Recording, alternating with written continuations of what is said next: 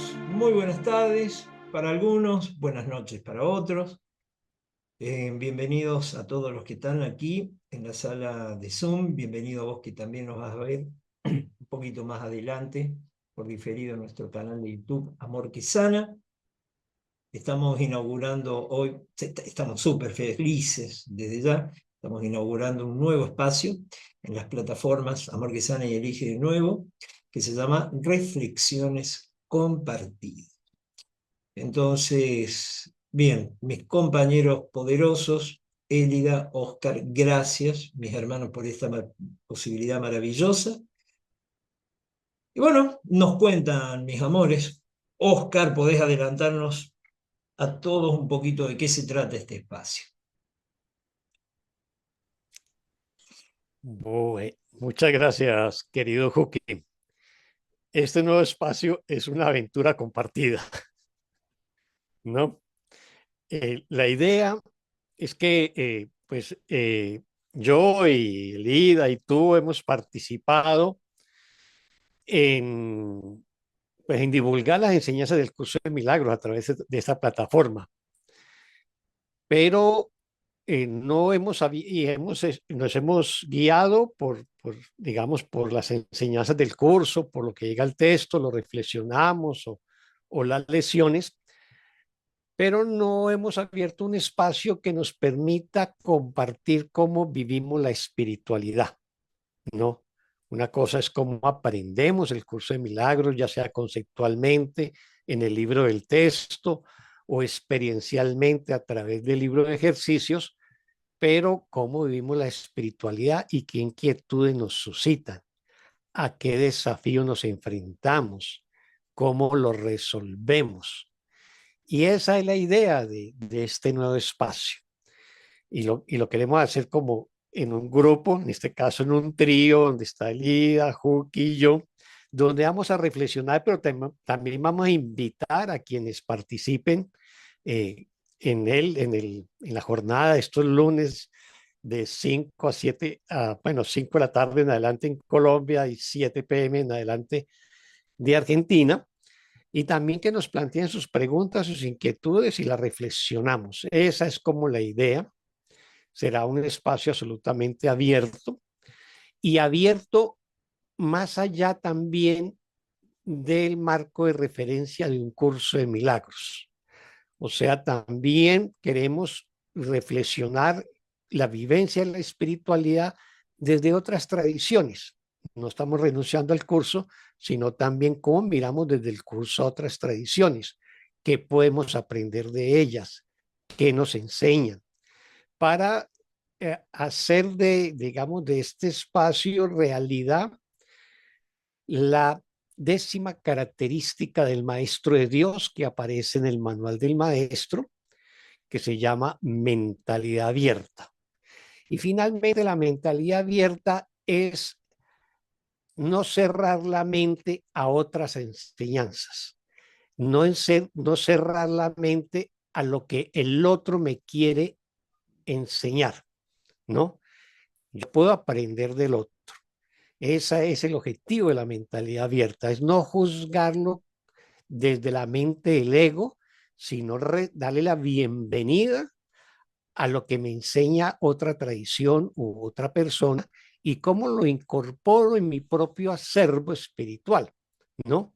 O también cómo contribuyo yo a partir de lo que conozco al acervo espiritual del otro. Es un diálogo, un intercambio, parecido a los diálogos platónicos, donde era el método de enseñanza de Platón. Cada uno exponía sus ideas, ¿no? Y luego Sócrates también exponía las suyas, que obviamente sobresalían de manera pues muy significativa frente a las demás, pero de eso se trata. Pero el enriquecimiento se da en ese diálogo, en ese intercambio de reflexiones. Y eso es lo que nosotros pretendemos hacer en esta jornada los lunes, a las cuales le damos la bienvenida a los que nos están acompañando ahora. Y bueno, esperamos que nos sigan acompañando los siguientes lunes y vamos renovando los temas de reflexión. Eso es por ahora. ¿Qué opinas? ¿Qué tienes que decir, querida Elida? Acordate que tenés el mic cerrado, Elida.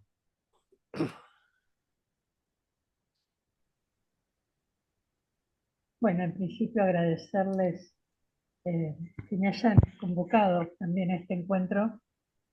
Primera vez que participo de este tipo de reuniones, más allá de las psicoterapias en vivo, pero me estoy encantada de hacerlo. Estoy encantada, aparte los quiero mucho a los dos y me complace compartir este espacio, así que gracias.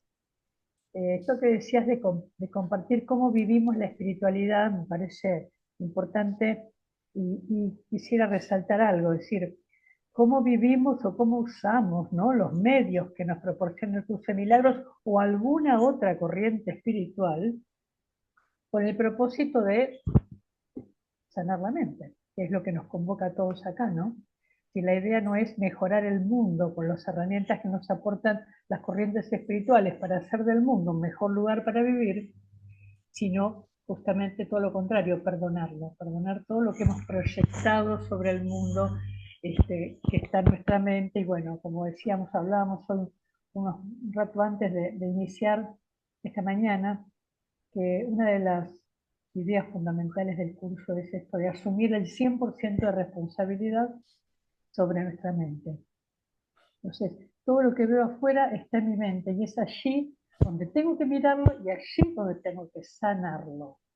Y la tentación de buscar afuera o de culpar a alguien afuera es muy grande. Entonces, eso es un trabajo del estudiante de un curso de milagros o cualquier otra disciplina no dualista, que tiene que aprender a asumir responsabilidad sobre sus pensamientos.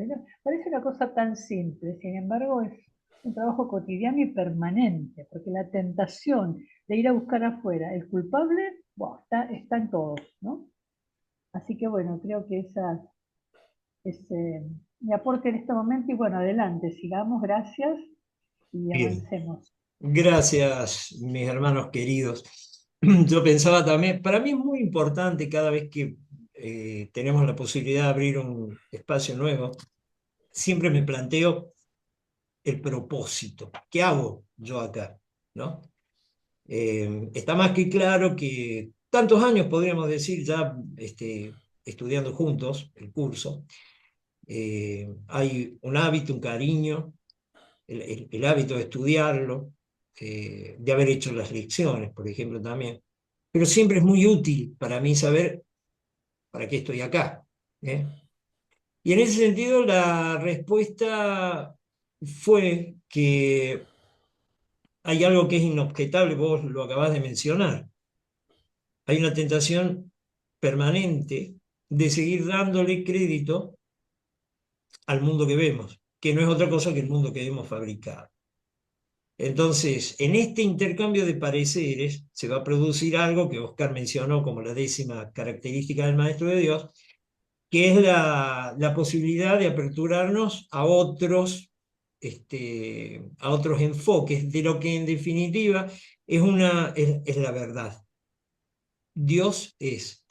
Luego, cómo se instala, cómo se procede, cómo se comparte en la forma, bueno, es algo que cada viaje tiene, tiene su modo de seguir ese camino y está muy bien que así sea. Pero es importante abrirnos a otras posibilidades para poder cotejar y tomar esas herramientas que son valiosas, ¿no? Entonces, estaba pensando en un ejemplo que ponía hoy, Ramana compartí una imagen que decía más o menos esto: llegará el día en que te reirás de todos tus esfuerzos.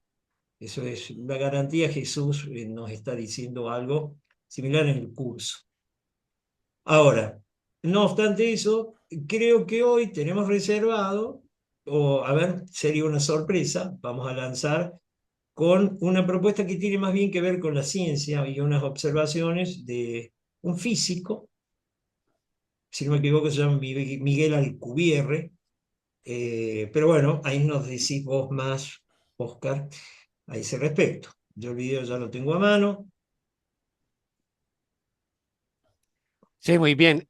La idea para el tema, para iniciar el día de hoy, la idea es hacer una reflexión sobre ciencia y espiritualidad. Y surgió cotidianamente, o sea, también las cosas se dan como espontáneamente. Fin de semana, Juki me compartió un video corto sobre cuáles son los desafíos que la física moderna no ha podido resolver. Le preguntan a un físico famoso, Miguel Alcubierre, unos estudiantes, porque es una charla para estudiantes, y él explica cuáles son los desafíos. A partir de ahí, yo le expresé una reflexión a Juki, él también me expresó otra, y bueno, hoy dijimos, bueno, ¿cómo empezamos la jornada de hoy?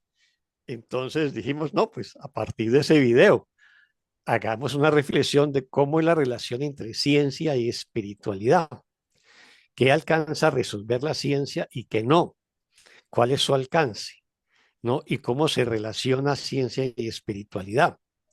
Y por qué hoy por hoy parece que la verdad y la única verdad existente es la verdad de la ciencia. Eso no ha sido así a través de la historia de la humanidad.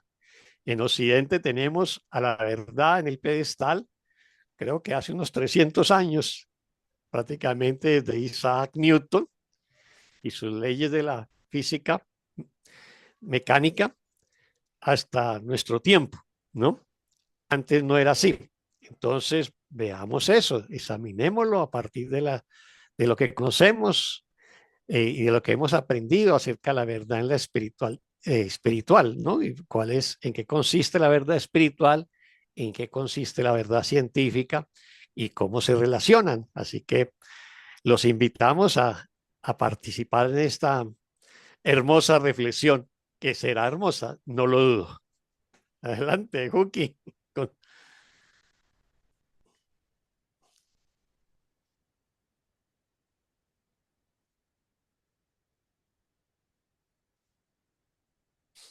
Vamos a presentar ese video corto primero. Perdón, ¿el video corto te referís a cuál? ¿Al Dicto Live o al de Alcubierre? Al del Cubierre. Sí, ahí va. Hola Miguel, soy Carlota y a mí me gustaría saber para ti cuáles son las preguntas más importantes que todavía la física no ha conseguido contestar. Ok, esa es muy buena pregunta. Hay varios problemas en la física moderna, pero si le preguntas a casi cualquier físico, te van a contestar siempre el mismo al principio, por lo menos. La física moderna está construida sobre dos grandes pilares, de mediados del siglo XX hasta la fecha. Todo lo que entendemos de física está basado en dos ideas fundamentales o dos teorías fundamentales. El primero es simplemente la relatividad general de Einstein, esta idea de que la gravedad es una distorsión del espacio y el tiempo, y de ahí sale la estructura de los agujeros negros, la gran explosión, las ondas gravitacionales. Esa es la teoría que nos explica el universo a gran escala, ¿no? De las galaxias, los planetas, las estrellas y el origen del universo. El otro pilar es la física cuántica, que es la física que nos explica las partículas elementales, los átomos, la estructura de la materia, ¿no? Los fotones, los electrones, los quarks, todo eso. Y estos dos enormes pilares sostienen todo el edificio de la física moderna. Y el problema grave es que son incompatibles. Cuando uno trata de utilizar las mismas técnicas matemáticas que nos permitieron entender toda la física cuántica y las trata de aplicar al lado de la gravedad, no funciona. No funcionan por razones técnicas, ni siquiera es que sea un problema conceptual muy serio. Es que a la hora de aplicar esas reglas matemáticas acá te sale todo infinito y entonces eso está mal. Entonces, ahí sí no sabemos qué hacer. Llevamos atorados en este problema más de 50 años. Hay decenas de miles de físicos que se han dedicado a estudiar este problema en los últimos 50 años y hasta ahora no tenemos la solución. Entonces, es realmente una cosa que nos da dolores de cabeza a todos, pero bueno, casi siempre la ignoramos, decimos, bueno, hacemos por acá y hacemos por acá y bueno, ya alguien vendrá y lo resolverá. Ese es, digamos, el problema más fuerte de la física teórica hoy en día. No es el único. Hay problemas que a mí me tocan un poquito más de cerca. Cuando hacemos astrofísica, en las últimas décadas han surgido otros dos problemas bastante serios. Uno viene también desde la década de los 30 del siglo pasado, que es el problema lo que llamamos la materia oscura. Originalmente llamamos la materia faltante. Cuando estudiamos la estructura y la dinámica de una galaxia, resulta que la dinámica nos dice que hay más materia de la que podemos contar y ver en estrellas y en gas. Al principio le decían materia faltante, porque decían, bueno, seguramente es que hay más gas por ahí frío, y polvo, y piedras, y rocas que no hemos medido bien. Y entonces le decían materia faltante. El problema se fue complicando. Y ya para los 70s quedaba claro que la materia faltante era mucho más complicada que eso, que no era que no estuviéramos contando bien y que nos estuviera faltando gas, que era algo mucho más fundamental y que esta materia que falta, que hoy en día le llamamos materia oscura, tenía que ser un tipo de materia distinta, oscura en el sentido que no puede no puede emitir ningún tipo de luz, no puede tener interacción con la luz de ningún tipo, por eso llamamos oscura, y no puede ser ninguna de las partículas que conocemos hoy en día en los laboratorios del modelo estándar de partículas, no puede ser nada de eso, porque cualquier cosa de esas echaría a perder otras observaciones. Entonces esta materia oscura, sea lo que sea, no está hecha de átomos, está hecha de otra cosa, no sabemos qué es, produce gravedad y controla la estructura a gran escala de las galaxias y la estructura de los cúmulos de galaxias, y hay más de eso que de la materia normal. O sea, creemos que hay como 5 veces más de materia oscura que de materia ordinaria de la que estamos hechos nosotros. ¿Qué es la materia oscura? Nadie sabe, y es un problema abierto al día de hoy. Y la cosa ya estaba mal, pero en los 90s empeoró. Porque en los 90s la gente se puso a estudiar la expansión del universo con mucho detalle. Sabemos que el universo se expande, como les comentaba hace rato, desde la década de los 20, desde hace como 100 años. Y había una pregunta bien interesante. La gente se estaba preguntando, bueno, si el universo se expande, pero el universo está lleno de materia, hay galaxias y cúmulos de galaxias y demás. Y la materia tiene gravedad. Entonces esta gravedad jala y quiere atraer a las galaxias, y entonces esta gravedad debe ir frenando la expansión. Poco a poco la debe ir frenando un poquito porque la gravedad jala. Y eso era lo que estaban tratando de medir, pero estaba muy difícil, porque para medir eso necesitas poder estudiar galaxias que están muy, muy, muy lejos, con mucho detalle, y simplemente no teníamos los telescopios para ver eso con ese detalle. Esos telescopios se construyeron, y en los 90s del siglo pasado ya teníamos los telescopios y la tecnología para medir ya galaxias suficientemente lejanas que nos pudieran permitir medir cómo se iba frenando la expansión. Y cuando lo pudieron medir, salió al revés. Salió que la expansión del universo no se está frenando, se está acelerando. Cosa horrorosa. De hecho, es tan horroroso, como nadie lo podía explicar, que el primer grupo que hizo esta detección, cuenta la leyenda que habían detectado esto y se asustaron tanto que guardaron sus datos en un cajón y volvieron a empezar de cero, a volver a medir todo porque no seguro lo hicimos mal. Y no, les volvió a salir lo mismo. La expansión se está acelerando. Y esta cosa que produce esta aceleración de la expansión es alguna cosa que tiene algún tipo de antigravedad que no sabemos qué es, y que lo que hacemos los físicos, somos un poco tramposos, cuando no entendemos algo le ponemos un nombre. Entonces no entendemos qué es esto, vamos a llamarlo energía oscura. Entonces ahora está la energía oscura. ¿Qué es la energía oscura? ¿Quién sabe? Pero ya tiene nombre. Entonces esos son dos enormes misterios que ocurren en un área que me toca a mí más de cerca, que es el estudio de la cosmología, de la relatividad general, y hay dos grandes misterios que tienen nombres muy parecidos, la materia oscura y la energía oscura, pero son cosas diferentes, y no sabemos qué es ni uno ni el otro. Y el problema es que de materia oscura y energía oscura sí sabemos, y eso es bien bonito, que entre ambas forman el 94%, no, el 96% de toda la energía del universo está en forma de materia oscura o de energía oscura, y solo el 4% restante está en forma de átomos como nosotros, o los planetas o las estrellas, 4%. Lo que es bien bonito y lo que me gusta es que hemos cuantificado nuestra ignorancia con alta precisión. Ignoramos el 96% de lo que existe en el universo, y qué es, no sabemos. Ese es un problema abierto muy, muy fuerte en la astrofísica moderna, en la cosmología moderna. Y te digo, a lo mejor mañana alguien descubre una nueva partícula en un acelerador de partículas y dice, ahí está, esa es la materia oscura. Pero a lo mejor nos tardamos otros 100 años, no sabemos. Entonces, esos son los dos grandes misterios que a mí me pegan más de cerca. El otro, que es muy teórico, de cómo se hace unificar la gravedad con la cuántica, es importantísimo. Yo de ahí no sé gran cosa y no me meto. Pero bueno, ese es, digamos, el santo grial que diríamos de la física moderna, ¿no?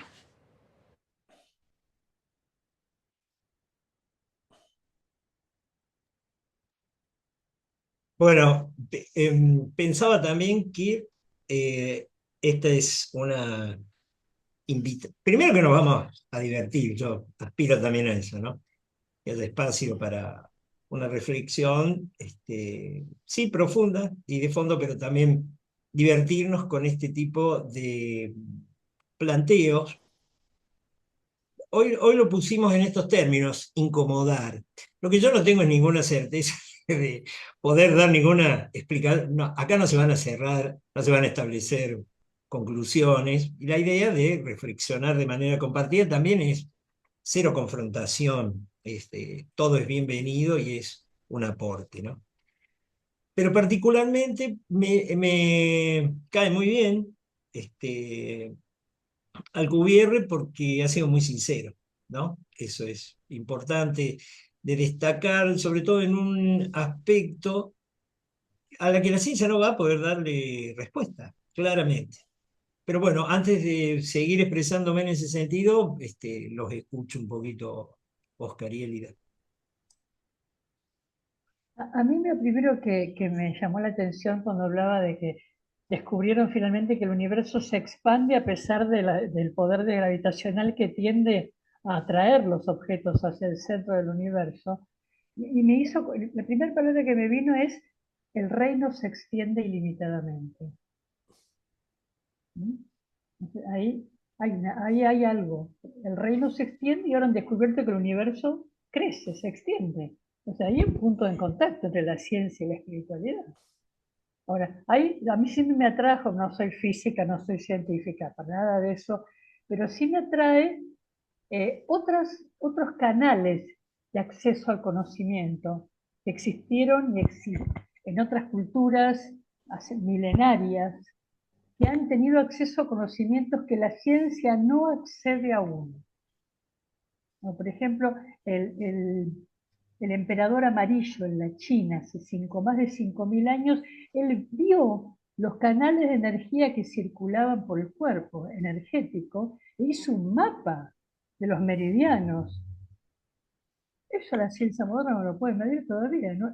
El cuerpo energético del ser humano no lo puede medir, no lo puede cuantificar. Entonces, a mí me han atraído siempre esos otros canales de acceso al conocimiento milenarios y de gran sabiduría, y la ciencia me parece que se queda corta con eso, porque todavía, a pesar que, mira lo impresionante lo que dijo este hombre, que construyeron especialmente telescopios para poder ver a largo alcance, pero a medida que la ciencia avanza, también van construyendo herramientas que nos permiten ver más adentro, más chiquito, hasta dónde, no sabemos.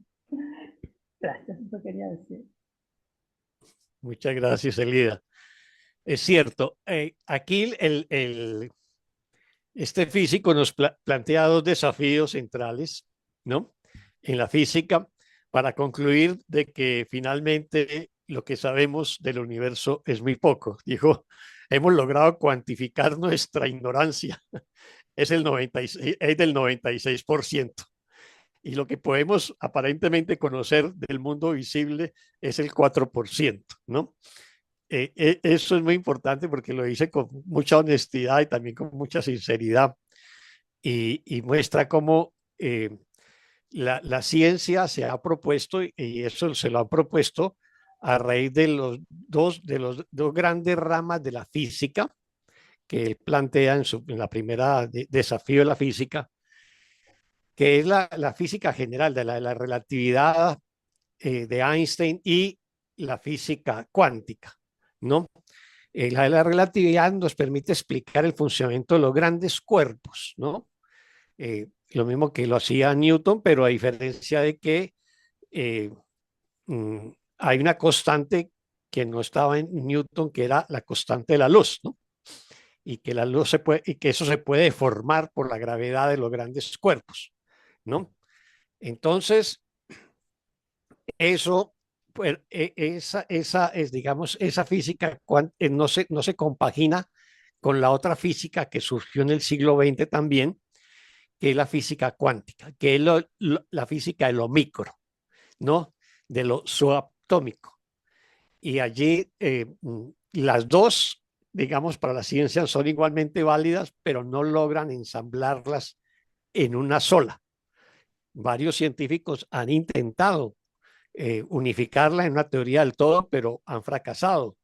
Este famoso físico inglés parapléjico, Stephen Hawking, lo intentó, pero no lo logró, y lo han intentado diversos científicos y no se ha logrado compaginar digamos, esas dos grandes ramas de la física. Más sin embargo, en el caso de la física cuántica, sí que muchos maestros espirituales de otras tradiciones han intentado compaginarla con la espiritualidad. Pongo, por ejemplo, recogiendo incluso el hermoso ejemplo que reflexiona Elida sobre la expansión del universo con la extensión del amor, ¿no? Que tiene que ver con la física macro, ¿no? En la física cuántica, las reflexiones que han surgido de la espiritualidad es cómo nuestra mente tiene una influencia sobre la materia. No, lo que pensamos influye sobre la materia. Es lo que llaman el efecto observador. O sea, en experimentos de física cuántica, la mente del observador influye sobre lo observado. Entonces, esas partículas se van a comportar de una manera específica, depende del observador.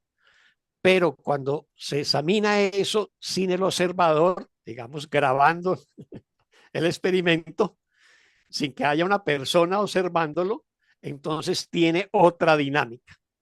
Tiene otra dinámica el movimiento de las partículas. Entonces, allí hay digamos, un campo abierto para muchos temas de cómo la mente puede influir sobre la materia. La mente influye sobre el cuerpo y de hecho lo reconocemos, digamos, como desde el curso de milagros se dice, lo que se enferma en la mente y simplemente esa enfermedad se refleja en el cuerpo. Digamos que esa es una correlación que se ha venido trabajando entre física cuántica y espiritualidad o sanación. Y hay muchos maestros que han venido trabajando esa relación que es muy importante. Pero el gran problema de fondo no se resuelve. O sea, cómo unificar las dos grandes físicas, dos grandes ramas de la física, o tener una explicación del todo, ¿no? A eso la ciencia no lo ha logrado y eso es lo que nos transmite pues este físico. La ignorancia nuestra es del 96%. Le colocamos nombre a una cosa que no sabemos qué es, pero que en cierta manera le da masa y contenido al universo, que es la materia oscura, y a una energía que hace que se expanda y que sea más fuerte que la gravedad, porque la gravedad es que básicamente es un cuerpo enorme como la Tierra, hace que las cosas caigan a la Tierra, ¿no? Una fruta o algo, yo tiro en un edificio de un 10º piso a un objeto, una piedra, y no va para arriba, va para abajo porque la fuerza de la gravedad lo va a atraer. Entre más grande es el objeto, digamos, celeste, más poderosa es la fuerza de la gravedad. Entonces, no es lo mismo la fuerza de la gravedad en un planeta como la Tierra, que la tenemos medida, la sentimos y la experimentamos, a estar en un planeta súper enorme como Urano o Neptuno, que la fuerza de la gravedad es mucho mayor. Nosotros vamos a sentir que casi que no nos vamos a poder mover, ¿no? Pues si pudiéramos estar allí, porque el peso que vamos a sentir es enorme, ¿no? O los astronautas que van al espacio, como están por fuera de la gravedad, entonces flotan, ¿no? Van a flotar. Pero si estuvieran dentro, más cerca de la Tierra, pues se va a sentir, ¿no? Y lo mismo el Sol. Entonces, nosotros gravitamos en torno al Sol porque la fuerza de gravedad del Sol es muy grande, ¿no? Entonces hace que los planetas graviten en torno al Sol, ¿ves? Pero los soles y las galaxias, en vez de estarse contrayendo por la fuerza de la gravedad, se están expandiendo. Hay una energía potentísima que hace que se expanda, ¿no? Entonces, eso pues se le coloca un nombre pero no se puede explicar todavía a través de la ciencia. Ni la energía oscura, que es la que genera la expansión, ni la materia oscura, que es lo que hace que el universo sea como es, o sea, esté organizado en galaxias o en cúmulos o en sistemas solares, ¿no? Que hace que eso esté ahí sostenido, ¿no? Eso no lo puede explicar la ciencia. Y entonces a eso se le contrapone a lo que nosotros llamamos en el curso de milagros el conocimiento con mayúscula, que preferiría que lo explicara de pronto Huki o Elida, para no quedarme con el uso de la palabra y no que compartamos las reflexiones. Bueno, Por ahí es interesante, perdón, Juque, no, ¿querías? adelante. Es interesante reflexionar sobre esto, cómo hemos hecho de la ciencia un ídolo. Porque por lo menos como tú dijiste acá en Occidente, lo que dice la ciencia es palabra santa. Todos sabemos, no es que quiera despreciar el conocimiento científico, pero no recordemos que lo que se llama conocimiento en el mundo no es el conocimiento del que hablamos en un curso de milagros. Lo que llamamos conocimiento en el mundo es una información obtenida a través digamos, una técnica que tienen los científicos para llegar a una conclusión. Generan hipótesis, teorías y llegan a una conclusión que es válida en ese instante y en esas circunstancias. Luego con el tiempo eso cambia. De hecho sabemos que los científicos cuando descubren algo nuevo, lo anterior queda obsoleto. Entonces no podemos decir que eso es verdad, porque si nos remitimos a lo que dice Jesús en el curso, lo que es verdad no cambia, es inalterable. Entonces pensar que el conocimiento científico es verdadero desde la perspectiva de un curso de milagros no sería así. Que pueda ser útil, no lo niego, pero hay una diferencia entre valioso y útil. Valioso para nosotros es lo que procede de Dios, lo que es eterno, lo que no cambia. Útil es lo que sirve acá en el sueño, en el mundo. Nos es útil como para transitar este camino. Acá somos todos caminantes y bueno, en el camino hay cosas que no son útiles. Tener un vehículo, una casa, dinero. Bueno, todo lo que la ciencia aporta también es útil. Yo creo que es importante que no la llevemos al terreno de la verdad y del conocimiento, por lo menos desde la perspectiva del curso. Conocimiento es un ámbito de Dios. Nosotros hemos olvidado el conocimiento al creer que podíamos pensar de otra manera. Por lo tanto, acá no hay certezas, acá por eso hay teorías, por eso hay especulaciones, por eso hay suposiciones. Acá solamente hay dudas, y el conocimiento científico se basa en eso, parten de una duda, investigan y llegan a una conclusión, humildemente por lo poco que sé de cómo opera el conocimiento científico. Pero acá hay una palabra santa que dice, desde el punto de vista de la ciencia, o los científicos dicen, y todo lo que existe parece que es verdad. Y lo creemos totalmente. Y lo creemos. Bueno, es para reflexionar, porque no vamos a llegar acá a ninguna conclusión, pero nuestra intención, como dijimos muy humildemente, era molestar, mover el avispero, digamos, invitarnos a cuestionar esas creencias que están tan arraigadas en nuestra mente, que las creemos firmemente y jamás nos preguntamos, ¿pero esto será realmente así? Gracias. Gracias, mi amor, gracias por la reflexión de ambos y lo de valioso y útil, claro. Me encantó. Fíjate que, bueno, antes de empezar, los invito a que quienes quieran expresarse a través del chat puedan hacerlo con total libertad. Las preguntas que quieran hacer las formulan, porque en definitiva este es un espacio, más allá de que nosotros tres aparecemos acá en pantalla y en teoría coordinamos el asunto, proponemos un tema, pero es para que todos nos veamos invitados, nos sintamos incluidos para poder expresarnos al respecto. Fíjate qué ecuación se puede hacer. Los científicos dicen que ahí se le puede oponer para hacer una ecuación más grande, Dios es, ¿no? Esos dos términos de esa ecuación están, claro, en clara oposición. Pero a mí cuando yo lo escuché a este físico, pensé muy velozmente en dos cosas, se me vinieron a la mente. Primero, lo que dice el Vaishnavismo. Nosotros generalmente conocemos a los Vaishnavas como, está bien, me encantó también, Oscar, lo de como la espiritualidad y la cuántica, claro, se tocan. Porque además pensaba también, son dos paradigmas, yo no sé cómo va a ser la ciencia, lo ignoro, soy músico, qué sé yo. Pero ¿cómo hacer para unir un paradigma newtoniano con el de la física cuántica? No le hallo la forma de que eso se anude, ¿no? Bien, pero eso es un problema aparte. Decía que adentro de esta escuela espiritual, de este linaje que es la sabiduría de Sri Krishna, ya se propone, y en el curso también, que hay un Dios que no está manifestado. Hay un Dios, de hecho Dios no es físico, no se manifiesta. Por lo tanto, lo que se manifiesta, su naturaleza es relativa.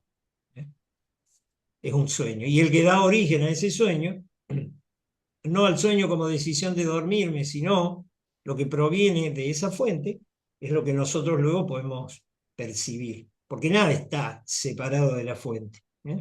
Nada. La fuente está en todo. Entonces, cuando él menciona, por otro lado, hay una, más o menos una coincidencia en lo que, por lo menos yo se lo he escuchado decir a Enrique Corbera, que el inconsciente en nosotros ocupa algo así, la mente inconsciente, como el 94% también. No sé si esto tendrá algún tipo de relación, no lo sé, lo dejo ahí. Pero hablaba de Sri Krishna porque en realidad si se le ha puesto el nombre de materia oscura es porque no se puede ver. Porque sí se puede precisar en detalle que es el 4% lo que se ha pesado y lo que se ha medido, pero no se puede medir y pesar, se puede establecer un porcentaje, digamos, a tientas, a ciegas, de lo que ignoramos. Eso está perfecto. Pero claramente, y ahora voy a explicar por qué digo esto, si el universo se está expandiendo, lo cual para mí hace total sentido, no me, no me quiero privar de decir esto, no sé si sirve mucho, pero el universo se va a expandir. Siempre me pareció rarísima la idea de que en algún momento fuera a contraer, se hiciera, qué sé yo, una pelotita y desapareciéramos todos ahí contraídos, explotados, no lo sé. Pero sí sé que, por ejemplo, la cultura Kogi, la etnia Kogi, que ustedes saben, son originarios de Colombia, de la Sierra Nevada. Hay una película muy bonita que los invito a que vean que se llama Aluna, porque ellos, que permanecieron unos 500, 600 años aislados, la cultura, la etnia tiene muchísimo más, por supuesto, preservaron su cultura, no conocen la rueda, no tienen lenguaje escrito, son célibes, solamente tienen relaciones sexuales para procrear, son vegetarianos. Ahora, curiosamente los Kogi conocen la materia oscura. Así que yo aprendí en 2013 con esta película, primero, esta teoría asombrosa que tienen ellos. Aluna, que no tiene una traducción específica al español, ellos proponen la oscuridad como la fuente de todo lo que existe.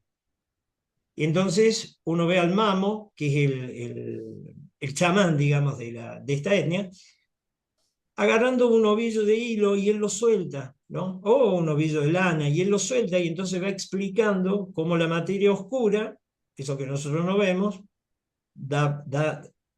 promueve la forma externa, pero ellos saben que el origen está en la oscuridad. Y de hecho, un mamo, cuando es preparado desde niño, permanece 11 años encerrado en una cueva, más o menos, educado en la oscuridad. Esto, bueno, fue lo primero que se me vino a la mente cuando escuché esto. Porque ya les digo, yo lo tenía como una cosa suelta, era lo de la materia oscura, no sabía en qué consistía, pero ahora al ver esta confirmación, este reconocimiento de que no sabemos lo que es, bueno, resulta que hay algunos que sí saben lo que es. Esto es, me parece extraordinario. Los Kogis, aún no conociendo la rueda y aún no teniendo lenguaje escrito, conocen el cielo y conocen el nombre de las estrellas. Esto también es muy asombroso. Así que, entre lo no manifestado que se propone en la escuela de Sri Krishna, bueno, por otro lado, Ramana tenía un ejemplo muy bonito de esto, porque cuando era permanentemente apelado por los visitantes, tenía que responder preguntas de toda naturaleza. Entonces, cuando alguna vez se le inquirió sobre la ciencia, él puso un ejemplo que me parece maravilloso. Dice, el problema es que el científico está empecinado en medir lo externo, y eso no va a funcionar. Eso es una ilusión más. Usted está yendo afuera para tratar de entender lo que tiene adentro. Y entonces él propone este ejemplo, dice, mira, es como si usted quisiera tomar la cabeza de su sombra, pero va a ocurrir este efecto. Usted se va a agachar y esa sombra se va a extender y usted no va a poder tomar la cabeza de su sombra, ¿no? ¿Se entiende? Para que el ejemplo quede más claro. Yo me estoy viendo en mi sombra y me quiero tomar la cabeza, bueno, yo haría esto, que es el método de autoindagación, ¿no? Ahora, si lo que quiero es tomar la cabeza de la proyección de mi sombra, de mi cuerpo, cuando me acerque se va a alejar, que creo que es lo que está pasando con este aspecto de la ciencia de pretender mensurarlo todo. Pero ya que hagan este reconocimiento de no saber en qué consiste la materia oscura, bueno, me parece que también es, en algún sentido es un adelanto, ¿no? Como decía Elida, por otro lado, el paradigma del positivismo científico sabe y reconoce que una ley anterior que ha caído en desuso tiene que ser reemplazada por una nueva. De ahí su carácter de su relatividad, ¿no? Que no puede ser expresada en términos absolutos, en tanto que se quiera o se pretenda acceder a la verdad a través de un telescopio o de una ecuación matemática. A mí me inspiró eso, mis amores, la charla del querido Alcubierre. Bonita analogía que has traído de los mamos, de los Kogi. Los mamos son los sacerdotes en el pueblo Kogi, que está en la Sierra Nevada de Santa Marta, en el norte de Colombia, ¿no? Que es la montaña más cerca a un mar, ¿no? Y me hizo acordar de una historia, pero antes de contar esa historia sobre los Kogis, pues para reforzar lo que nos acabó de contar Huki, básicamente la ciencia moderna mira afuera para explicarse el mundo. Entonces lo examina, ¿no? Lo observa, lo clasifica, lo organiza, y aquello cuyo experimento se repite siempre, entonces lo van a llamar una ley científica, la ley de la gravedad o la ley de, pues, por ejemplo, bueno, qué sé yo, de la ebullición, cuando se calienta el agua a nivel del mar, pues a los 100 grados va a ebullir, etcétera. Entonces, eso es lo que hace la ciencia. Y la espiritualidad lo que hace es lo contrario. Busca mirar adentro para explicarse todo el universo interno que tenemos, y a partir de ahí se explica todo. Entonces la oscuridad se convierte en un instrumento de conocimiento, digamos, espiritual, ahí sí, conocimiento espiritual. En el caso de los Kogis, hacen una cosa que también han desarrollado muchas tradiciones espirituales, pero no al extremo de ellos, que es la vivencia en la oscuridad. Entonces, como dijo Huki, a los niños que van a ser mamos, los encierran en cuevas durante los primeros 7 o 10 años, no sé cuánto, solamente pueden salir en la noche, ¿no? Y durante el día están en la oscuridad de la cueva. ¿Y eso qué efecto tiene? Eso tiene un efecto, digamos, ya viéndolo físicamente, y es que activa la glándula pineal, que está relacionada con lo que los grandes místicos llaman el tercer ojo, o sea, la visión interna, ¿no? Y eso lo han trabajado también los taoístas, en muchas tradiciones se ha trabajado los temas de oscuridad. Y a mí también me llamó la atención porque hace muchos años, en un viaje con unos amigos un departamento de Colombia, Boyacá, pasamos por un antiguo monasterio, ¿no? Y en ese antiguo monasterio, los monjes se internaban en unas cuevas. La cueva tenía forma de U, precisamente para que la luz no entrara, y en la parte más profunda de la U, ¿no? Era donde montaban como su santuario, y allí rezaban y allí meditaban, contemplaban en plena oscuridad. Eso también lo tenían ciertos monjes antiguamente, ¿no? Y podemos visitar esas cuevas. Para mí fue un descubrimiento porque yo no creí que eso hubiese existido en algún momento en la tradición cristiana.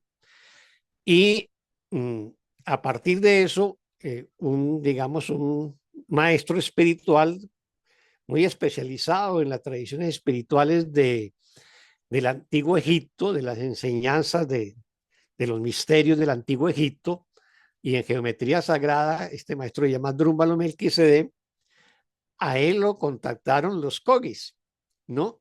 Y le enseñaron el tema de la oscuridad y de cómo meditar en la oscuridad. Él desarrolla una técnica de meditación que se llama viviendo en el corazón, ¿no? Viviendo en el espacio sagrado del corazón, y hay que hacerla en total oscuridad, ¿no? Para poder acceder al espacio sagrado del corazón. Y ese espacio sagrado, cuando se experimenta como si fuera una cueva, ¿no? Que después se va a iluminar. Y esa técnica se la enseñaron precisamente los Kogis. Así que las tradiciones espirituales han logrado a partir de ahí desarrollar, digamos, un conocimiento que no tiene nada que ver con el conocimiento científico, ¿no? Y que lo trasciende, como nos lo explicó también al principio Elida, cómo pudieron hacer los chinos en la época del emperador amarillo, hace 5.000 años atrás, descubrir el mapa energético del cuerpo humano para aplicar la acupuntura, ¿no? Eso no había tecnología, digamos, desde el punto de vista de la ciencia, para poder identificar. Hoy sí hay unos aparatos, hay unos sensores que miden los puntos energéticos en el cuerpo, ya los existen, ¿no? Y entonces te lo marcan en una agujita, lo marcan y la agujita se dispara donde hay más, donde están esos centros de energía, pues, pero hace 5.000 años eso no existía. Entonces, ¿cómo lo pudieron hacer? Eso es por conocimiento interno, como lo pudieron hacer muchas otras cosas más a lo largo de la historia, muchos otros pueblos. El tema de la astronomía, cómo la manejaban, por ejemplo, los mayas o los egipcios, que no tenían los instrumentos que tiene la astronomía moderna, los grandes telescopios y los radiotelescopios y toda esa tecnología computacional para pues examinar el universo, las estrellas y todas las cosas, y tenían un conocimiento astronómico asombroso para la época, tanto los egipcios, los mayas, los hindúes, ¿no? También en la tradición taoísta. Entonces, hay que recuperar, digamos, ese conocimiento y validarlo en el sentido en que pues no se trata, y aquí no se trata de invalidar la ciencia ni descalificarla. Creo que, como nos dijo Elida, puede ser un instrumento útil, ¿no? No es el instrumento de la salvación, no es el instrumento de la sanación, no es el instrumento de la trascendencia, pero nos puede ayudar para muchas cosas, incluso pues simplemente para que nuestro cuerpo funcione, por ejemplo, en el caso de la medicina. ¿no? O para que nos podamos comunicar con esta tecnología de Internet y el Zoom, etcétera, es un conocimiento útil, ¿no? Y ese conocimiento útil, pues también lo valoramos y lo apreciamos, no lo vamos ¿qué? A negar ni lo vamos a destrozar, sino verlo en su real perspectiva, sabiendo que tiene sus limitaciones, ¿no? Que la verdad espiritual es de carácter absoluto, como nos dice el curso, el conocimiento, la verdad, está regida por una sola ley, que es la ley del amor o Dios, y es absoluta, es inmodificable, ¿no? Es eterna. Y entonces esas son las verdades, y esas verdades espirituales sí tienen un carácter absoluto y una certeza absoluta. En el caso de la ciencia, no. Hay un descubrimiento hoy y pasan un tiempo y hay otro descubrimiento que invalida lo que se considera la verdad anteriormente, ¿no? Eso fue lo que sucedió, por ejemplo, Newton era el arquetipo, pues el referente en la física durante varios siglos hasta que llegó Einstein y lo destronó, ¿no?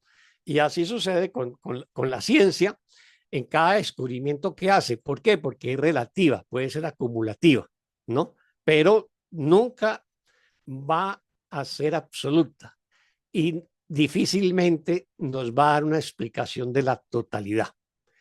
La explicación de la totalidad solamente la vamos a poder acceder desde la espiritualidad, desde lo que llama el curso de milagros el conocimiento o la verdad, ¿no? Pero esa relación la podemos siempre tener entre ciencia y espiritualidad desde una perspectiva muy funcional.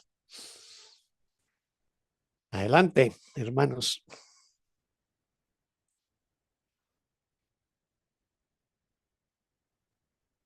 Si hay otros canales de conocimiento en el hinduismo, se habla de la clariaudiencia, clarividencia.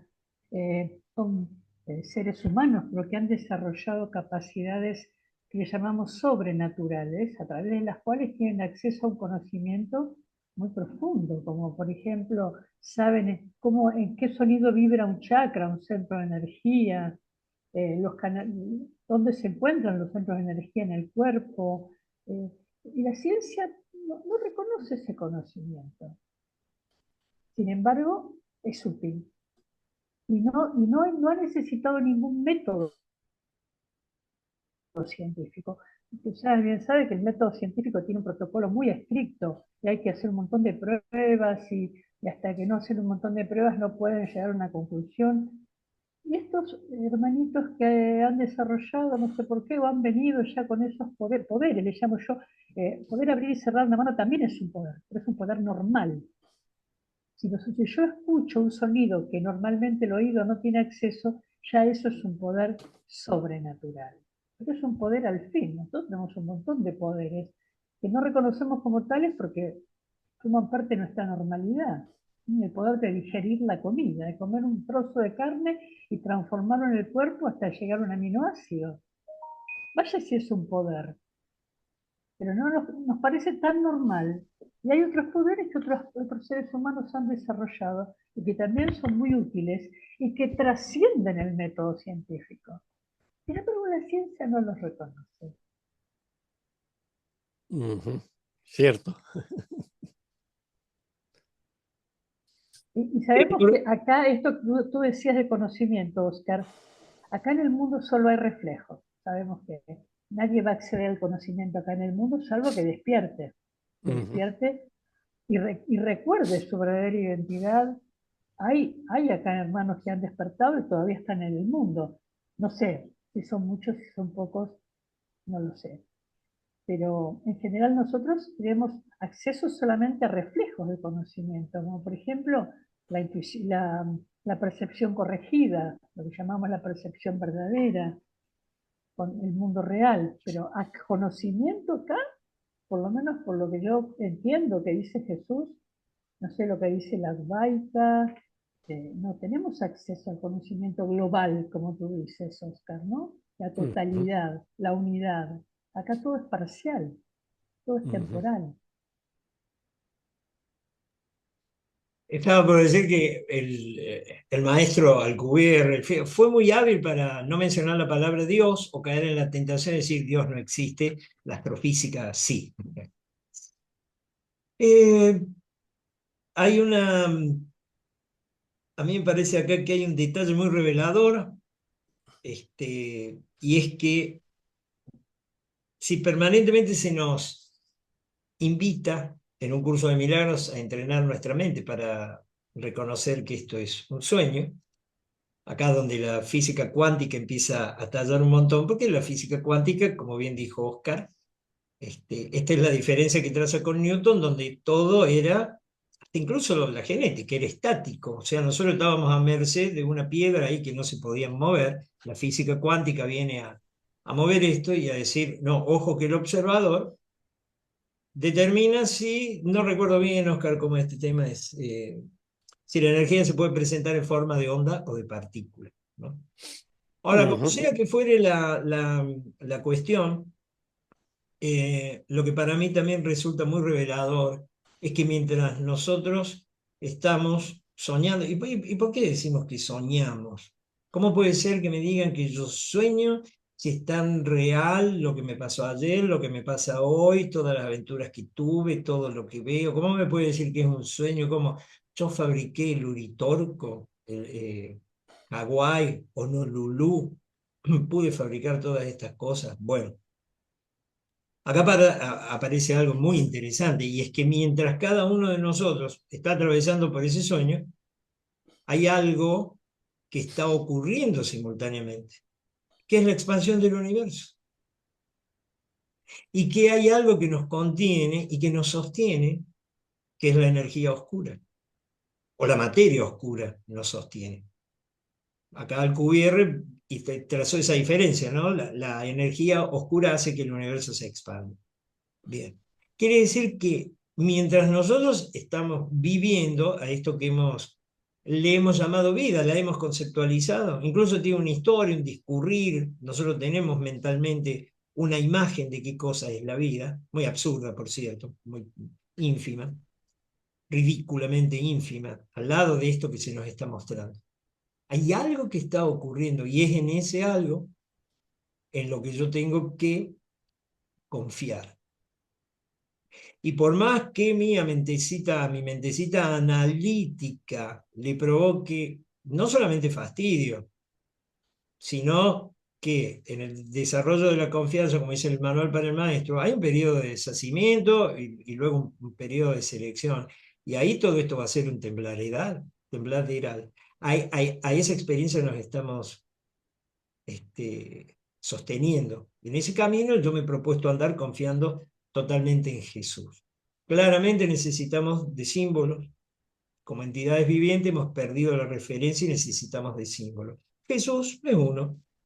Krishna, Brahma, la Trimurti, lo que fuere, son símbolos. Pero que están direccionándonos hacia algo que es tangible, que es palpable, que no puede ser de momento. Bien, vamos a ser humildes y sensatos. No se puede poner en números, no se puede expresar en números, ni se puede mensurar, pero sí que lo podemos experimentar. Y sí, que era también lo que Don Juan le proponía a Carlos Castaneda, ¿no? La maestría tolteca. En un momento vos tenés que tener tanta confianza como para tirarte corriendo por este barranco sabiendo que no te va a pasar nada. Y no lo dejaba ni pensar, vaya. Si la materia oscura y la energía oscura están haciendo su trabajo, bien, no hay mucho por lo que preocuparse, en realidad, ¿no? A mí me encantó esa idea y estoy intentando trazar una analogía con el curso, ¿no? O con lo que fuera. Graban la clase de Lisbeth, sí, mi amor, finalizada, después de un ratito la van a tener disponible en YouTube. Eso, mis hermanos, muy agradecido. Ujú. Muy bien, muy bien. No sé si dentro de las personas que están participando hay alguien que tenga alguna pregunta, algún comentario, alguna reflexión y El que nos la querido, escriba en el chat.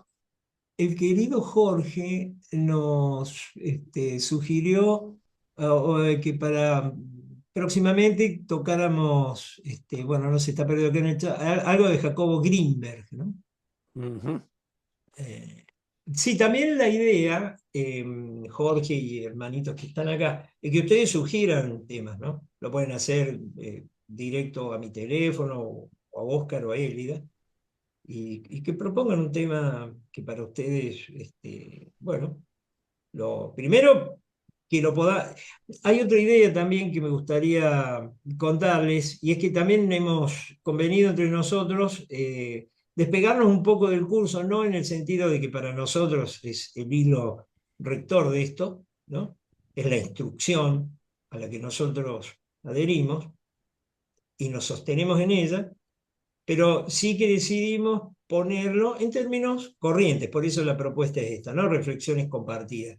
Es decir, en un vocabulario que sea comprensible para todos, ¿no?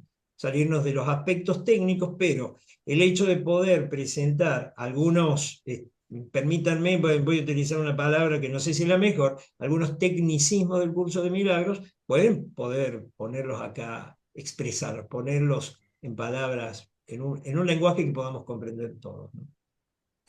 Misma invitación para la práctica. Las Ujú. propuestas tienen que venir desde la práctica. Eso lo proponemos nosotros para nosotros mismos y para ustedes, ¿no? Así es.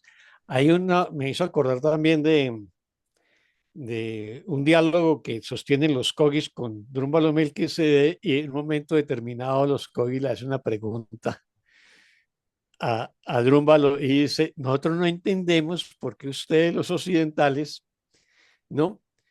Ven todo sólido, ¿no?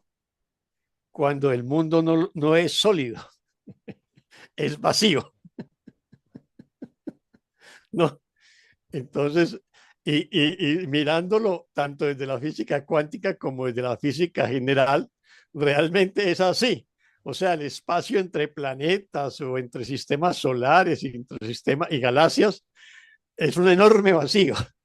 Y si miramos dentro de la física cuántica y cogemos un poderoso microscopio electrónico, vemos un átomo y vemos el electrón y el neutrón, ¿no? Y luego vamos viendo cosas más pequeñas que se mueven incluso erráticamente, y las distancias proporcionales entre ellas, ¿no? Si lo fuéramos a proporcionar en la física, digamos, macro, también sería enorme. Sería enorme. Es todo un universo, ¿no? Y eso es cierto. Entonces, cuando nosotros miramos, por ejemplo, una, una mesa, uno la ve sólida, pero si la miramos con un microscopio, vamos a ver que hay enormes espacios dentro del mundo microscópico. Realmente no es absolutamente sólido, pero así la vemos nosotros, porque estamos muy identificados con el mundo material y con los cuerpos. No logramos tomar esa distancia que nos pide el curso, de que no nos identifiquemos con el cuerpo, y que lo neguemos incluso. No soy un cuerpo, pues aún soy tal como Dios me creó, o sea, como espíritu, como mente eterna. Eh, pero como estamos tan identificados con la materia y con los cuerpos, pues vamos a ver todo muy sólido, ¿no? Pero un gran maestro espiritual no lo va a ver así, que era un poco lo que planteaba Elida sobre el tema del conocimiento, y que lo que nosotros percibimos en este mundo son reflejos. Pero digamos que un maestro espiritual muy avanzado va a poder ver el aura de otras personas, ¿no? Va a poder ver muchas otras cosas que a nuestra ¿qué? Vista común no se va a ver. Por ejemplo, puede ver a través de esa clarividencia, en vez de ver cuerpos físicos sólidos como nos vemos nosotros ahora, ver esa aura y esa magma de energía de una persona cruzándose con la energía de otras personas, ¿no? Cómo esa aura se interactúan, ¿no? Cómo se relacionan en sus emociones y sus cosas, y van a ver muchas otras cosas que solamente son asequibles desde la dimensión espiritual. No es el conocimiento de la totalidad todo abarcante, no es la capacidad de mirar con un ángulo de 360 grados, como lo podría hacer el espíritu, porque no tiene límites, es omnisciente, ¿no? Pero que sí ya trasciende los límites del cuerpo. Son mentes que ya son capaces de salir más allá del cuerpo y de ver otra realidad, que es nuestra verdadera realidad, nuestra realidad espiritual. Y hacia allá es que debemos encaminarnos, por lo menos hacia eso estamos trabajando, ¿no? Y eso también serán reflejos de una verdad que está más allá de este mundo y de los límites de este mundo.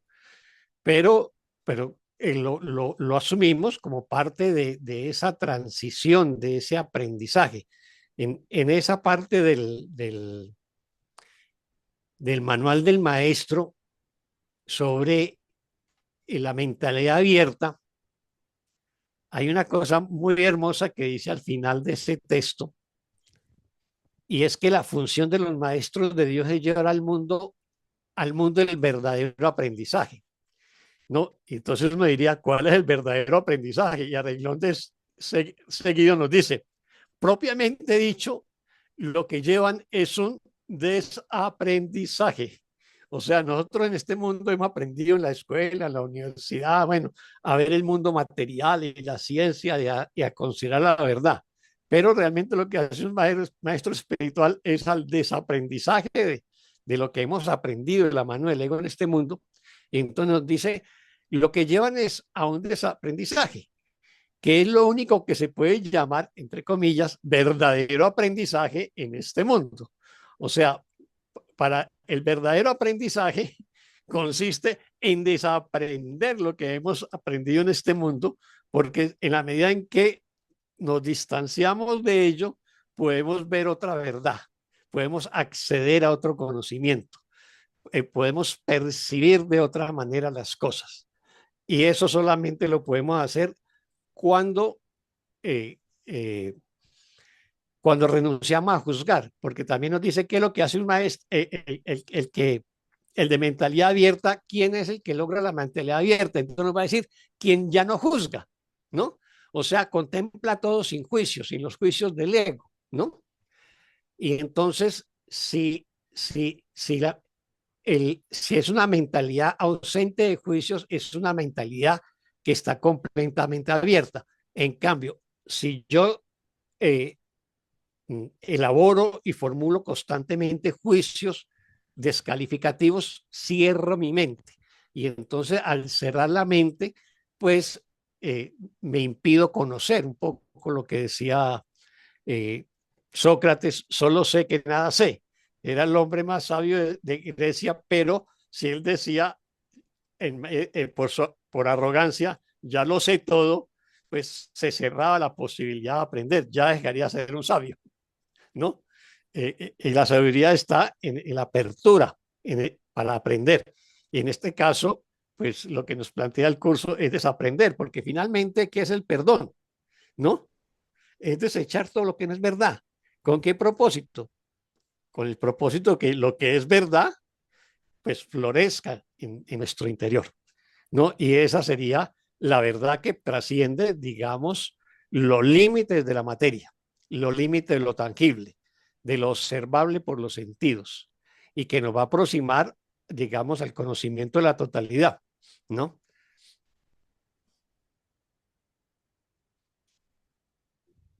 Afirmando lo que dices, Oscar, esto de que vemos todo tan sólido, seguramente tenemos esta información todos. El cuerpo humano está formado por entre un 70 y un 80% de agua. Por eso cuando un cuerpo es cremado, queda solo un puñado de cenizas. Y Jesús dice en el curso, los ojos no ven, los oídos escuchan falsedades, el cerebro no piensa, el cuerpo no toma decisiones. Y permitirnos abordar estas ideas revolucionarias para la mente humana es necesario. Salir de esa zona de confort en que creemos que lo que nuestros sentidos nos muestran es real. Nuestra percepción sensorial es real. Es decir, necesitamos abordar estos temas y cuestionarnos las cosas que creemos saber. y que la ciencia también quiere saber, pero no sabe. Ujú. Y a las pruebas me remito, un científico reconocido acaba de confesar que la ciencia hasta el día de hoy no ha podido dar respuesta a ese 96% de oscuridad en el universo. Entonces, la humildad, por empezar, es fundamental. Y Jesús lo dice también. Empecemos por reconocer que no sabemos. Que no Ujú, sabemos. cierto. Y complementando lo que dice Lida, y la mente no está sujeta al cuerpo, no, no está aprisionada al cuerpo. Nosotros creemos que sí, no, pero la mente trasciende al cuerpo. Y esa es la invitación, a trascender el cuerpo y liberar la potencialidad de nuestra mente, que está más allá del cuerpo y de toda limitación material.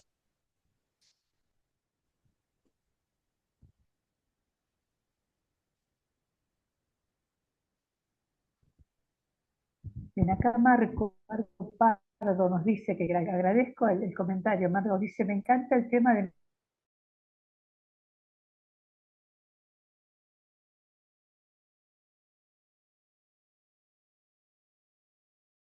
ahondar en un curso de milagros, comprender la espiritualidad desde diversas perspectivas. El curso no es la única y Jesús también lo dice. Es parte del curso de estudio universal, digamos, es parte del curso universal, pero no es la única. Sí, hay otras corrientes espirituales que tienen puntos de contacto, diría yo, con el curso, porque también explican cosas que la ciencia aún no ha podido explicar. Sí, claro. Muchas gracias, Marquitos. Con Marcos tenemos muchos años de conocernos y de compartir experiencias y enseñanzas, y yo le he aprendido mucho a Marcos, pues en temas de constelaciones y de terapia gestal y también de experiencias chamánicas, ¿no? Y es eso porque son universos que se abren. Todas esas tradiciones chamánicas que también mencionaba ahora rato Juki con, con el caso de las enseñanzas de Don Juan, eso es todo un universo que también nos saca de las condiciones del mundo material y es la manera como aborda el mundo o el universo las tradiciones indígenas americanas, ¿no? Que tienen mucho que enseñarnos. Hay mucho que aprender allí también.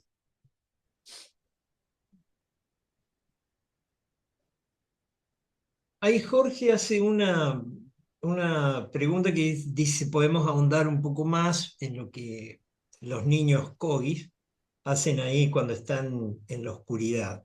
En realidad yo no recuerdo con mucho detalle, pero en la película está casi todo. Lo que yo no creo que vayan a develar es qué tipo de actividad desarrollan ellos, cómo los entrenan. Hacen una mención a que un mamo, para poder ser mamo, tiene que haber atravesado por ese aprendizaje, ¿no?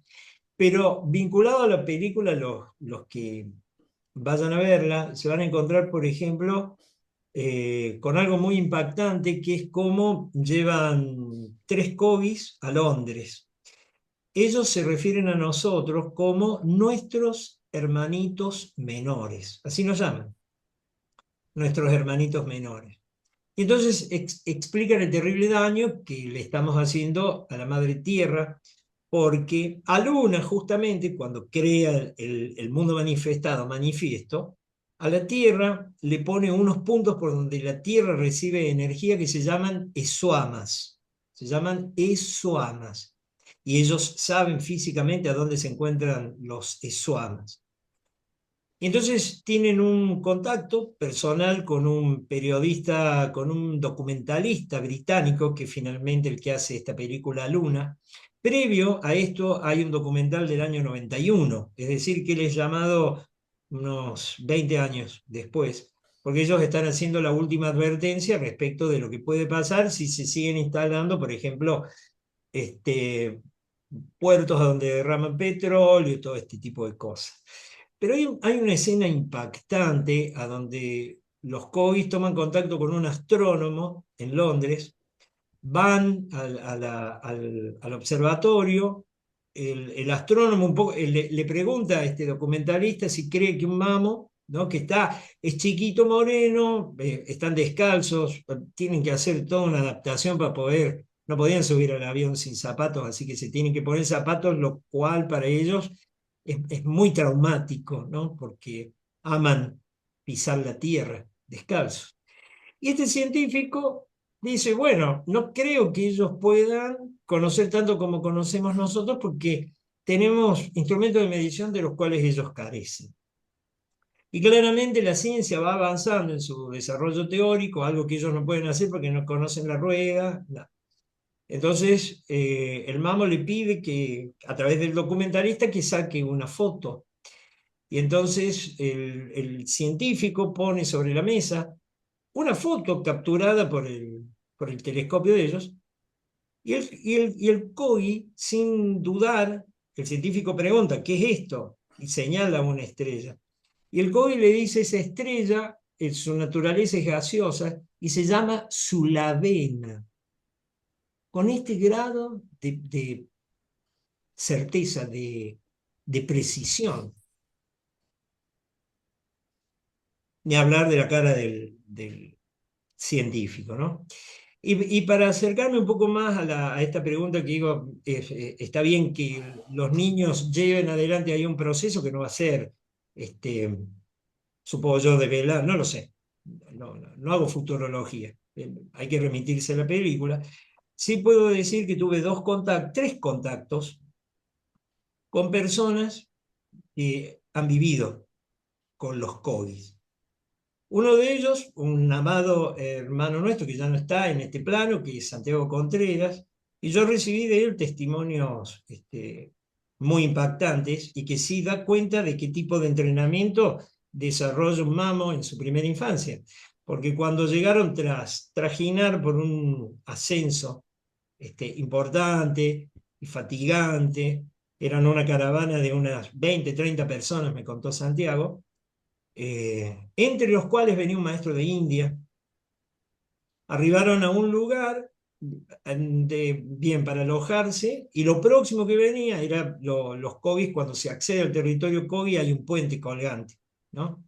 Había que pedirle autorización al mamo, y el mamo no se presentó nunca, lo hizo telepáticamente, y digo yo, por ponerle un nombre, porque a Santiago le autorizaron y a este místico de la India no. Entonces accedieron a esos días en convivencia con la etnia, 3 o 4 personas, no más de esas.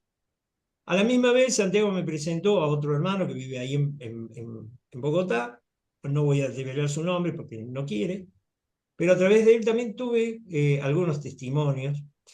Y para cerrar esto, lo que quiero decir es, si nos proponemos tener mentalidad abierta, ¿por qué no escuchar a los COGIs? ¿Por qué no escuchar lo que saben? ¿Por qué no escuchar lo que proponen?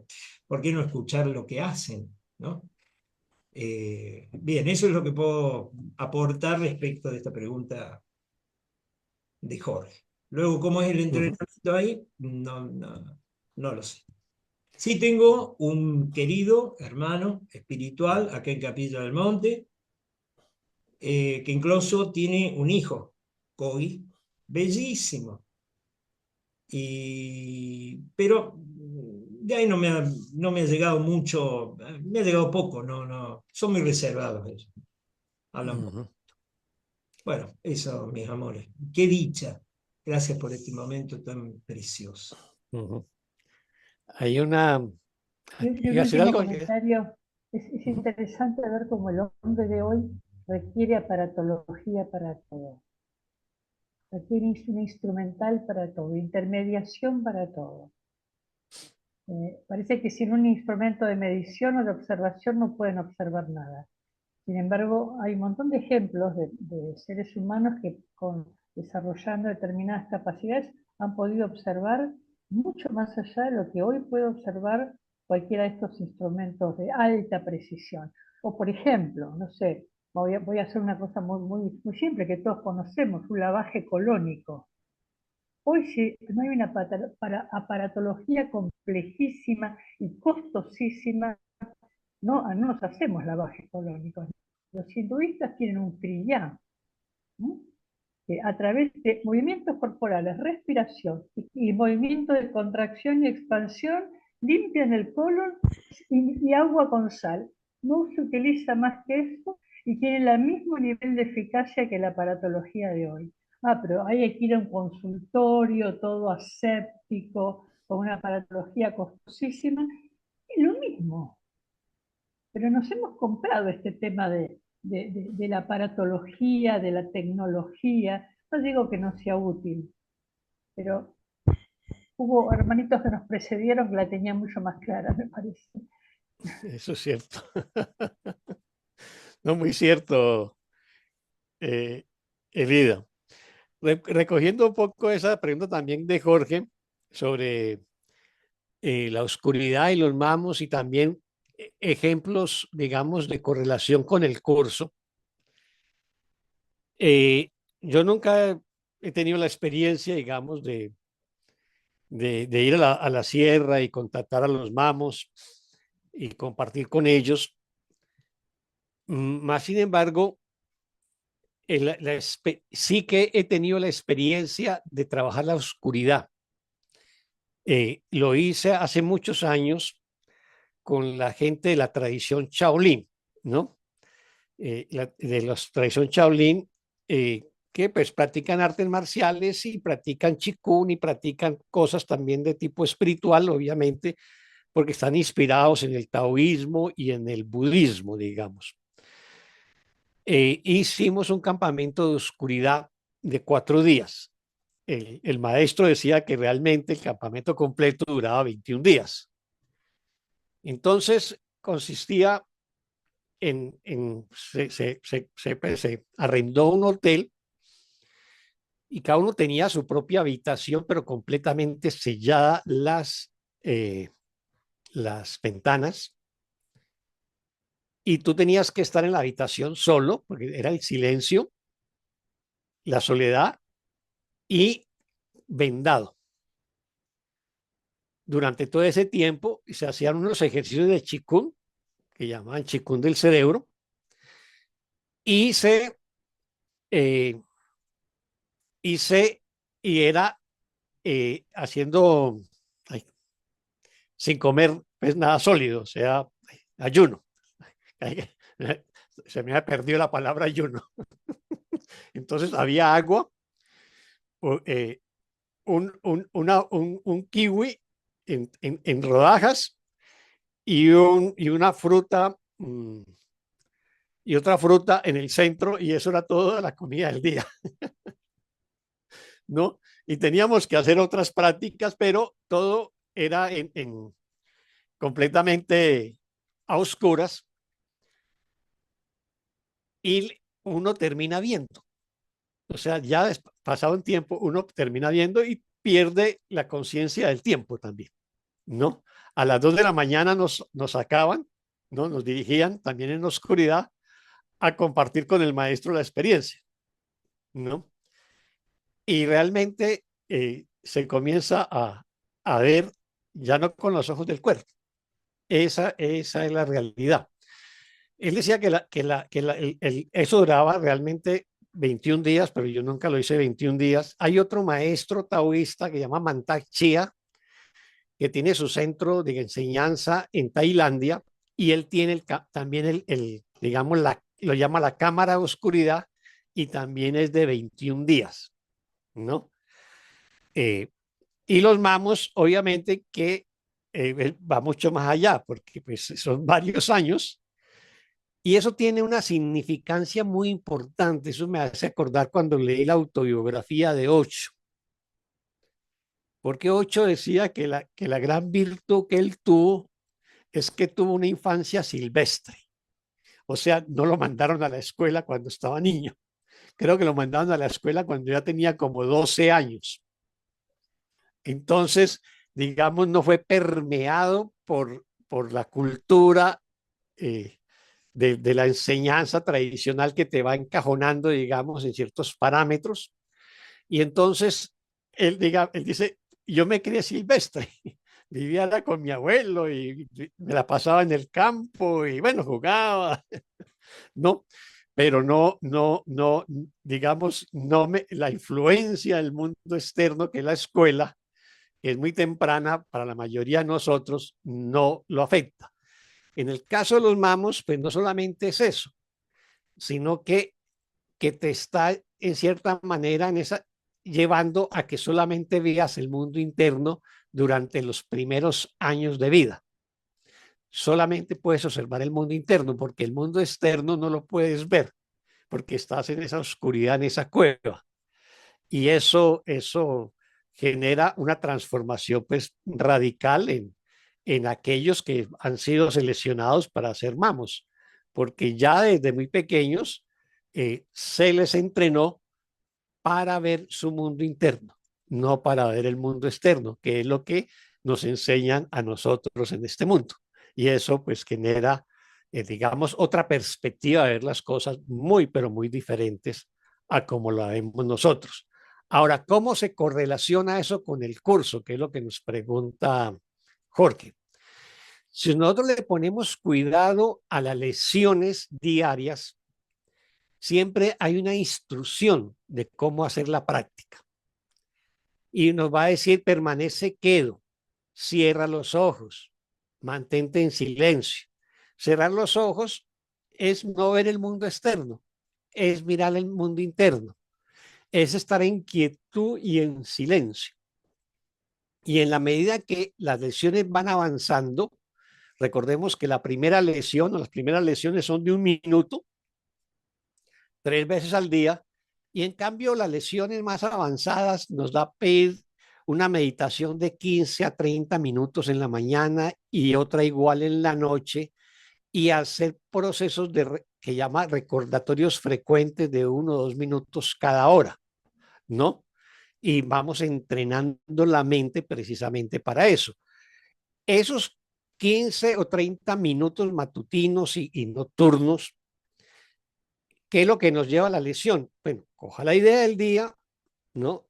Te relajas, cierras los ojos, entras en silencio, trabajas la idea central del día, la interioriza, pero luego tú te tienes que soltar, te tienes que dejar ir, te dejas de la mano del Espíritu Santo, no te quedas como una grabadora repitiendo la idea del día, simplemente la haces en forma introductoria. En mi caso, yo hago un proceso de respiración, de inhalación y exhalación lenta y profunda, acompañada con la idea del día, ¿no? Hasta que sienta que me relaje y ya me suelto. Y ya, me dejo guiar del Espíritu Santo, ¿no? ¿Qué sucede? Pues hay que dejarse sorprender, ¿no? Hay que dejarse guiar, hay que soltar. Y esa es la práctica del curso. Entonces, de cierta manera, el curso te está invitando a la quietud, al silencio y, digamos, a la oscuridad, porque tienes que cerrar los ojos para precisamente explorar tu mundo interno. Es la única condición. Es muy difícil explorar el mundo interno con los ojos abiertos. ¿Por qué? Porque estás viendo afuera y le estás dando en realidad lo que estás viendo afuera, ¿no? Y la única manera de no darle realidad a lo que está sucediendo afuera es cerrando los ojos. Ahora, la quietud y el silencio nos va a llevar a otra situación y es a perder la noción del tiempo. Cuando yo cierro los ojos y entro en una meditación más profunda, no sé cuánto tiempo habrá ocurrido, 1 minuto, 10 minutos, media hora, qué sé yo. Se pierde la noción del tiempo y esa es otra condición esencial, ¿no? Estar en el ahora, en el presente, perder esa capacidad que tenemos externamente de medir el tiempo, ¿no? Hay que abandonar esa creencia que podemos medir el tiempo o que el tiempo nos mide. No, hay que abandonar también la idea del tiempo. Y eso se logra a través de la meditación.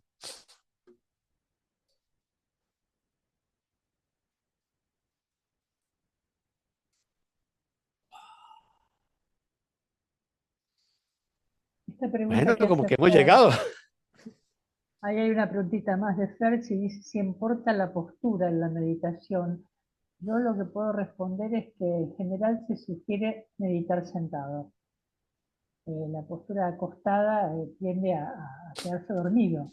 Ujú. Entonces se tiende, la invitación siempre es meditar sentado con la columna alineada.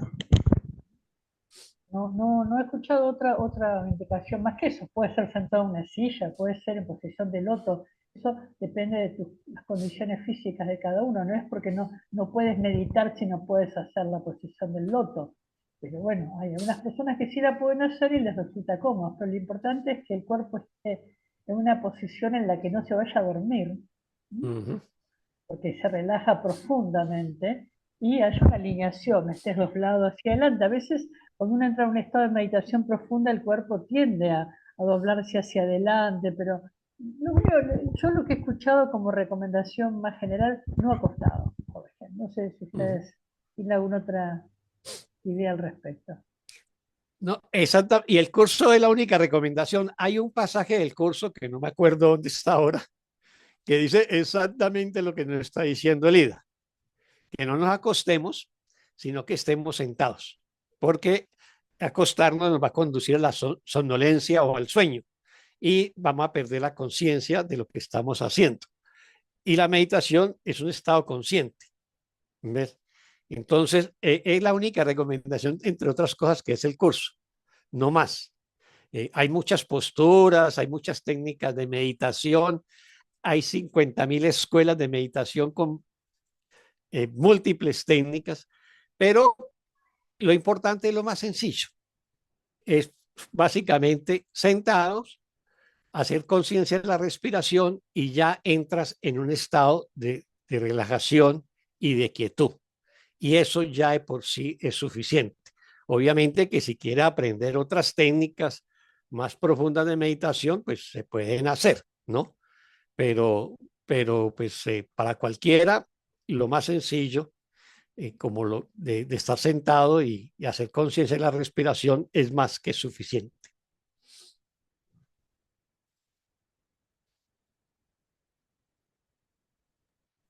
Bien, creo que por hoy hemos cumplido largamente nuestro objetivo y hemos tenido consultas, sugerencias, comentarios, así que agradecemos profundamente a todos los que han estado participando. Yo en lo personal me he sentido muy cómoda, muy libre de expresarme, esa era la idea. Y bueno, así que yo me despido hasta el próximo lunes. Les dejo el micrófono a ustedes. Gracias, gracias, gracias.